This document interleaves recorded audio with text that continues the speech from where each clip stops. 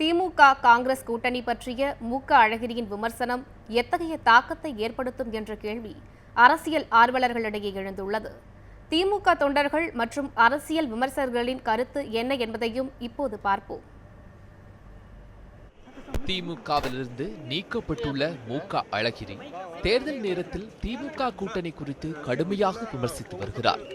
திமுக தலைவர் கருணாநிதியின் மகன் என்பதை தாண்டி அவர் கட்சியின் தென்மண்டல அமைப்பு செயலாளராக இருந்துள்ளார். மேலும் மத்திய அமைச்சராகவும் பணியாற்றியுள்ளார். இப்படி கட்சியிலும் ஆட்சியிலும் முக்கிய பொறுப்புகளில் இருந்தவர் இப்போது திமுக கொள்கையில்லாத கட்சி என்று கடுமையாக விமர்சிக்கிறார். ஆனால் இவரது கருத்துக்களை தொண்டர்கள் பொருட்படுத்த வேண்டாம் என்று திமுக தலைவர் கருணாநிதி கூறுகிறார்.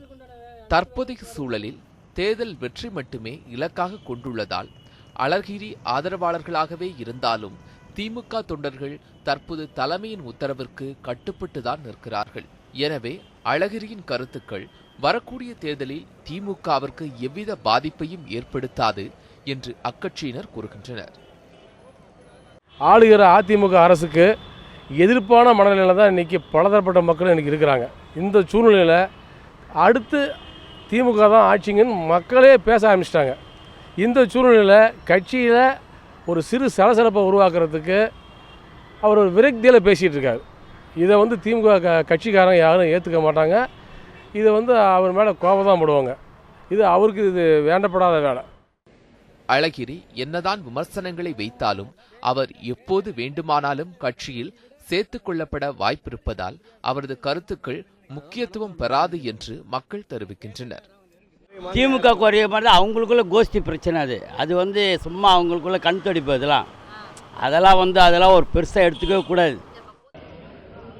திமுகவை வழிநடத்தி தலைமை தாங்குபவர் தற்போது வரை கருணாநிதிதான் என்பதால் அழகிரியின் விமர்சனங்கள் எந்தவித பாதிப்பையும் திமுகவிற்கு ஏற்படுத்தாது என்று கருணாநிதியின் காலத்திற்கு பிறகு கட்சியில் தனக்கான நிலையை தக்க வைத்துக் கொள்ளவே அழகிரி காய் நகர்த்துகிறார் என்றும் அரசியல் விமர்சகர்கள் தெரிவிக்கின்றனர்.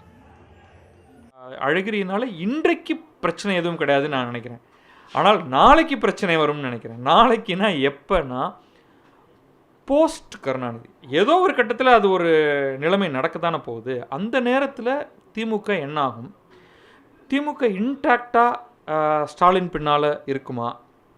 அதற்கான முன்முயற்சிகள் நடக்குதா அங்கே அப்படின்னு பார்த்தா அது நடக்கலை அப்படின்னு தான் எனக்கு தோணுது.